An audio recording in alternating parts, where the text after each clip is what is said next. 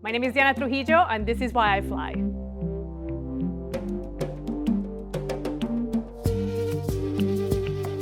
I work with the astronauts who are in space, so that is probably the way that I get as close as I can to flying. I've been working in space for 15 years. I've been working on space exploration and planetary exploration, specifically on Mars with 3 different vehicles. SkyCam maneuver has started. And now I have the honor and the pleasure to be working with the space station here at NASA Johnson Space Center. My job right now is actually to be a flight director. The flight director is an individual that needs to work with the international partners, the flight control team, experts, researchers, and people around the world to make sure that we make the correct decisions and difficult decisions where we keep the astronauts safe in space.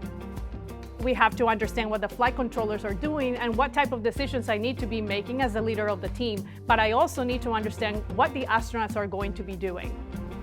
What's your current configuration?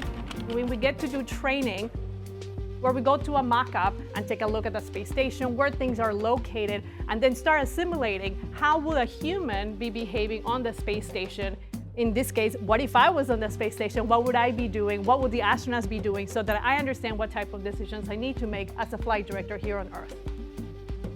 One of the things that I really like about my job is the fact that as a Hispanic woman, I get to use a lot of my heritage every day. En la estación espacial y me siento muy orgullosa de estar hablando contigo hoy. Primeramente, quiero tomar un segundo para darte felicidades a ti.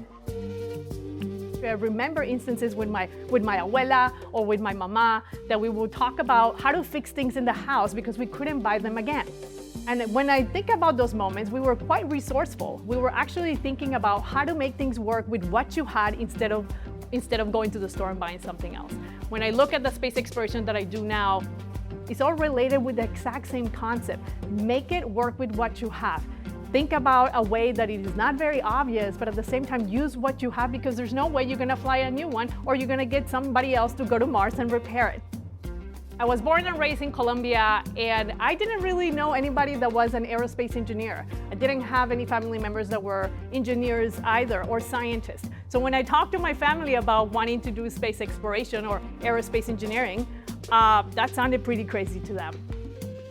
The idea in my mind was that I was gonna come to a new country where I was gonna get to learn not only the culture and the way of living, but also to have the ability to maybe have a very small shot at applying at NASA.